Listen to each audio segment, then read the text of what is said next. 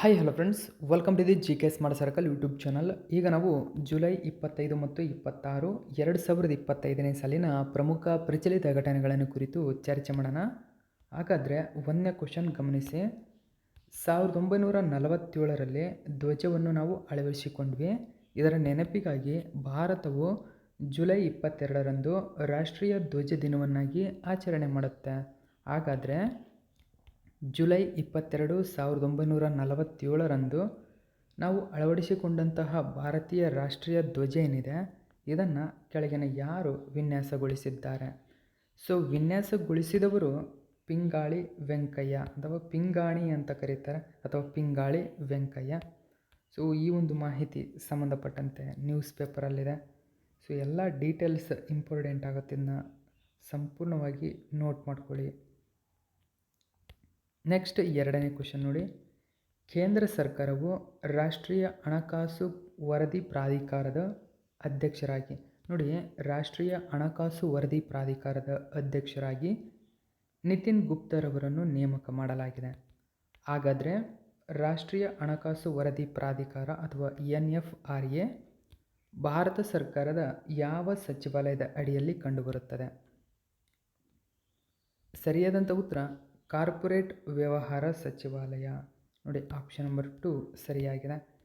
So ಇದಕ್ಕೆ ಸಂಬಂಧಪಟ್ಟಂತಹ ವಿವರಣೆಯಲ್ಲಿ ಫುಲ್ ಡೀಟೇಲ್ಸನ್ನು ಕೊಟ್ಟಿದ್ದೀನಿ, ನೀಟಾಗಿ ಓದಿ ಇದನ್ನ ನೋಟ್ ಮಾಡ್ಕೊಳ್ಳಿ. ಓಕೆ, ಜೊತೆಗೆ NFRA ಬಗ್ಗೆ ಸ್ವಲ್ಪ ಮಾಹಿತಿಯನ್ನು ಕೊಟ್ಟಿದ್ದೀನಿ, ಇದಕ್ಕೆ ಸಂಬಂಧಪಟ್ಟಂಥ ಫುಲ್ ಡೀಟೇಲ್ಸ್ ಇದೆ, ಇದನ್ನು ಕೂಡ ನೋಟ್ ಮಾಡ್ಕೊಳ್ಳಿ ಸ್ನೇಹಿತರೆ. ಇನ್ನು NFRA ಸದಸ್ಯರು, ಇದರ ಬಗ್ಗೆ ಡೀಟೇಲ್ಸ್ ಇದೆ. ಜೊತೆಗೆ NFRAನ ಕಾರ್ಯಗಳು, ಏನೇನು ಕಾರ್ಯಗಳು ಮಾಡುತ್ತೆ ಇದು, ಸೊ ಇದು ಇಂಪಾರ್ಟೆಂಟ್ ಆಗುತ್ತೆ ಪಾಯಿಂಟು. NFRAನ ಸಂಪೂರ್ಣ ಕಾರ್ಯಗಳಿವು, ಬರ್ಕೊಂಡಿರೋವನ್ನೆಲ್ಲ. ನೆಕ್ಸ್ಟು ಮೂರನೇ ಕ್ವಶನ್ ನೋಡಿ.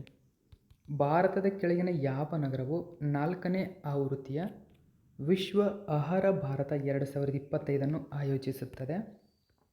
ನವದೆಹಲಿ. ಸೊ ಆಪ್ಷನ್ ನಂಬರ್ 1 ಸರಿಯಾಗಿದೆ, ನವದೆಹಲಿ. ಸೊ ಇದಕ್ಕೆ ಸಂಬಂಧಪಟ್ಟಂಥ ಫುಲ್ ಡೀಟೇಲ್ಸನ್ನು ಗಮನಿಸಬೇಕು ನೀವು. ಓಕೆ, ಜೊತೆಗೆ ಈ ವರ್ಷದ ಥೀಮ್ ಏನಿದೆ ನೋಡಿ, ಪ್ರೊಸೆಸಿಂಗ್ ಫಾರ್ ಪ್ರಾಸ್ಪರಿಟಿ ಎಂಬುದು ಈ ವರ್ಷದ ಥೀಮ್. ಸೊ ವಿಶ್ವ ಆಹಾರ ಭಾರತ 2025ರ ಗುರಿ ಮತ್ತು ಉದ್ದೇಶಗಳು ಗಮನಿಸಬೇಕು. ಏನು ಗುರಿ, ಅದರ ಉದ್ದೇಶಗಳೇನು ಎಂಬುದು ಅಲ್ಲಿದೆ. ನೆಕ್ಸ್ಟ್ 4ನೇ ಕ್ವಶನ್ ನೋಡಿ. ಇತ್ತೀಚೆಗೆ ರಕ್ಷಣಾ ಸಂಶೋಧನೆ ಮತ್ತು ಅಭಿವೃದ್ಧಿ ಸಂಸ್ಥೆ ಅಂದರೆ DRDO ಪರೀಕ್ಷಿಸಿದ ULPGM-V3 ಅಂದ್ರೇನು ನೋಡಿ, ಈ ತರಹದ ಇಂಪಾರ್ಟೆಂಟ್ ಆಗುತ್ತೆ. ಇದೊಂದು ಮಾನವರಹಿತ ವೈಮಾನಿಕ ವಾಹನದಿಂದ ಉಡಾವಣೆಯಾದಂತಹ ನಿಖರ ಮಾರ್ಗದರ್ಶಿ ಕ್ಷಿಪಣಿಯಾಗಿದೆ. ಓಕೆ, ಗಮನಿಸಬೇಕು, DRDO ಇದನ್ನು ಅಭಿವೃದ್ಧಿಪಡಿಸಿದೆ. ULPGM-V3 ನೋಡಿ, unmanned aerial vehicle launched precision guided missile ಅಂತ ಕರೀತಾರೆ. ಯಶಸ್ವಿಯಾಗಿ ಪರೀಕ್ಷೆ ಮಾಡಿದೆ. ಸೊ ಇದಕ್ಕೆ ಸಂಬಂಧಪಟ್ಟಂಥ ಫುಲ್ ಡೀಟೇಲ್ಸ್ ಇಲ್ಲಿದೆ, ನೀವು ಗಮನಿಸಬೇಕು, ಇದನ್ನೆಲ್ಲ ನೋಟ್ ಮಾಡ್ಕೊಳ್ಳಿ ನೀಟಾಗಿ ಓದ್ಕೊಂಡು. ನೆಕ್ಸ್ಟ್ 5ನೇ ಕ್ವಶನ್ ನೋಡಿ. ಭಾರತೀಯ ಕರಾವಳಿ ಕಾವಲು ಪಡೆಗಾಗಿ ಮಾಲಿನ್ಯ ನಿಯಂತ್ರಣ ಹಡಗು ನೋಡಿ, ಸಮುದ್ರ ಪ್ರಚೇತ್, ಇದನ್ನು ಯಾರು ನಿರ್ಮಿಸಿದ್ದಾರೆ? ಸರಿಯಾದಂಥ ಉತ್ತರ ಗೋವಾ ಶಿಪ್ ಯಾರ್ಡ್ ಲಿಮಿಟೆಡ್ ಇದನ್ನು ಅಭಿವೃದ್ಧಿಪಡಿಸಿದೆ. Okay, Goa ship yard limited GSL ಇದನ್ನು ಅಭಿವೃದ್ಧಿಪಡಿಸಿದೆ. ಸಮುದ್ರ ಪ್ರಚೇತ್ ಅಂತ ಕರೀತಾರೆ, ಯಶಸ್ವಿಯಾಗಿ ಅಭಿವೃದ್ಧಿಪಡಿಸಿದೆ. ಸೊ ಅದರ ಉದ್ದೇಶವೇನು, ಈ ಹಡಗಿನ ವೈಶಿಷ್ಟ್ಯವೇನು, ಈ ಎಲ್ಲ ಡೀಟೇಲ್ಸ್ ಇಲ್ಲಿದೆ, ನೀವು ಗಮನಿಸಬೇಕು ಇದನ್ನು. ಸೊ ಇಂಪಾರ್ಟೆಂಟ್ ಆಗುತ್ತೆ ಎಲ್ಲ ಮಾಹಿತಿ.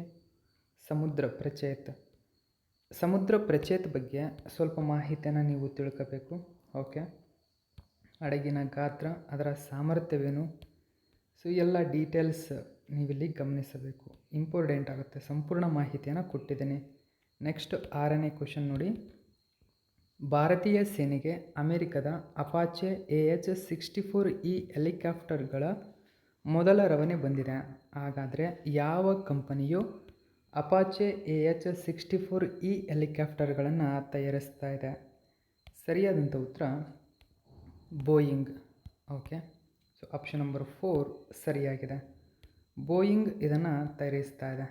ಓಕೆ, ಸೊ ಭಾರತಕ್ಕೆ ಮೊದಲ ರವಾನೆ ಬಂದಿದೆ. ಇದಕ್ಕೆ ಸಂಬಂಧಪಟ್ಟಂಥ ಫುಲ್ ಡೀಟೇಲ್ಸ್ ಇಲ್ಲಿ ಕೊಟ್ಟಿದ್ದೇನೆ. ಹೆಲಿಕಾಪ್ಟರ್ ವಿತರಣೆಯಲ್ಲಿ ವಿಳಂಬ ಆಯಿತು, ಯಾಕೆ ವಿಳಂಬ ಆಯಿತು ಅಂತಕ್ಕಂಥ ಮಾಹಿತಿಯನ್ನು ಕೂಡ ಕೊಟ್ಟಿದ್ದೇನೆ. ಜೊತೆಗೆ ಅಪಾಚೆ ಹೆಲಿಕಾಪ್ಟರ್ ಬಗ್ಗೆ ಮಾಹಿತಿ ಇದೆ. ಇದನ್ನೆಲ್ಲ ಸಂಪೂರ್ಣವಾಗಿ ಓದಿಕೊಂಡು ನೀವು ನೋಟ್ ಮಾಡ್ಕೊಳ್ಳಿ ಸ್ನೇಹಿತರೆ. ಓಕೆ, ಯಾಕಂದರೆ ಫುಲ್ ಡೀಟೇಲ್ಸನ್ನು ನಾನು ಕೊಟ್ಟಿರ್ತೀನಿ ಇಲ್ಲಿ. ನೆಕ್ಸ್ಟ್ 7ನೇ ಕ್ವಶನ್ ನೋಡಿ. ಸೊ 2025 ವಿಶ್ವ ಆಹಾರ ಭಾರತ ಕಾರ್ಯಕ್ರಮ ವರ್ಲ್ಡ್ ಫುಡ್ ಇಂಡಿಯಾ ಇದರ 4ನೇ ಆವೃತ್ತಿಯ ವಿಷಯ ಅಥವಾ ಥೀಮ್ ಏನು? ಸರಿಯಾದಂಥ ಉತ್ತರ ಸಮೃದ್ಧಿಗಾಗಿ ಸಂಸ್ಕರಣೆ. ಆಲ್ರೆಡಿ ಮೇಲಿನ ವಿಡಿಯೋದಲ್ಲಿ ಇದರ ಬಗ್ಗೆ ಮಾಹಿತಿಯನ್ನು ಕೊಟ್ಟೆ ನಾನು. ಸೊ ಪ್ರೊಸೆಸಿಂಗ್ ಫಾರ್ ಪ್ರಾಸ್ಪೆರಿಟಿ ಎಂಬುದು ಇದರ ಪ್ರಮುಖ ದಿನದ ಥೀಮ್ ಆಗಿದೆ. ಓಕೆ, ನೆಕ್ಸ್ಟ್ 8ನೇ ಕ್ವಶನ್ ನೋಡಿ. ಭಾರತದಲ್ಲಿ ಪ್ರತಿ ವರ್ಷ ಕೆಳಗಿನ ಯಾವ ದಿನದಂದು ಆದಾಯ ತೆರಿಗೆ ದಿನವನ್ನಾಗಿ ಆಚರಣೆ ಮಾಡಲಾಗುತ್ತದೆ? ಆದಾಯ ತೆರಿಗೆ ದಿನ ಜುಲೈ 24ರಂದು ಆದಾಯ ತೆರಿಗೆ ದಿನವನ್ನಾಗಿ ಆಚರಣೆ ಮಾಡ್ತೀವಿ. ಸರ್ ಜೇಮ್ಸ್ ವಿಲ್ಸನ್ ಆದಾಯ ತೆರಿಗೆಯನ್ನು ಪರಿಚಯ ಮಾಡ್ತಾರೆ. ಅವರ ಒಂದು ವಾರ್ಷಿಕೋತ್ಸವದ ನೆನಪಿಗಾಗಿ ನಾವು ಆಚರಣೆ ಮಾಡ್ತೀವಿ. ಸೊ ಅದಕ್ಕೆ ಸಂಬಂಧಪಟ್ಟಂಥ ಫುಲ್ ಡೀಟೇಲ್ಸ್ ಇಲ್ಲೆಲ್ಲ ಮಾಹಿತಿ ಇದೆ. ಸಂಪೂರ್ಣವಾಗಿರತಕ್ಕಂಥ ಮಾಹಿತಿ ಇದು, ನೋಟ್ ಮಾಡ್ಕೊಳ್ಳಿ. ನೆಕ್ಸ್ಟ್ 9ನೇ ಕ್ವಶನ್ ನೋಡಿ. ಟೇಫನ್ ಬ್ಲಾಕ್ 4 ಎಂಬುದು ಕೆಳಗಿನ ಯಾವ ದೇಶವು ಅಭಿವೃದ್ಧಿಪಡಿಸಿದ ಹೈಪರ್ಸಾನಿಕ್ ಬ್ಯಾಲಿಸ್ಟಿಕ್ ಕ್ಷಿಪಣಿಯಾಗಿದೆ? ಟರ್ಕಿ. ಆಪ್ಷನ್ ನಂಬರ್ 1 ಸರಿಯಾಗಿದೆ, ಟರ್ಕಿ ದೇಶ. ನೋಡಿ, ಇದಕ್ಕೆ ಸಂಬಂಧಪಟ್ಟಂಥ ಫುಲ್ ಡೀಟೇಲ್ಸ್ ಇಲ್ಲಿ ನಾನು ತೋರಿಸ್ತಾ ಇದ್ದೇನೆ. ಇದನ್ನು ಕೂಡ ಇಂಪಾರ್ಟೆಂಟ್ ಆಗುತ್ತೆ, ನೆನಪಿರಲಿ. ನೆಕ್ಸ್ಟ್ 10ನೇ ಕ್ವಶನ್ ನೋಡಿ.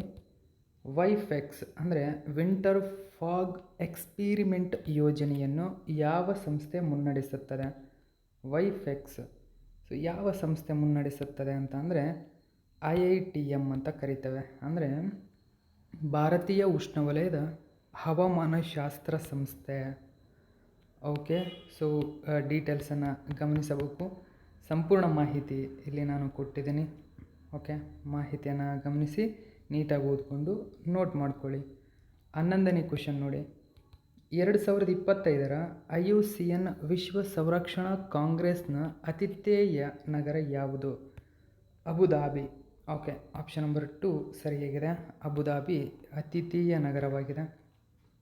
IUCN ವಿಶ್ವ ಸಂರಕ್ಷಣಾ ಕಾಂಗ್ರೆಸ್ ಅಬುಧಾಬಿಯಲ್ಲಿ ನಡೀತಾ ಇದೆ. ಏನಿದು ಹಾಗಾದರೆ?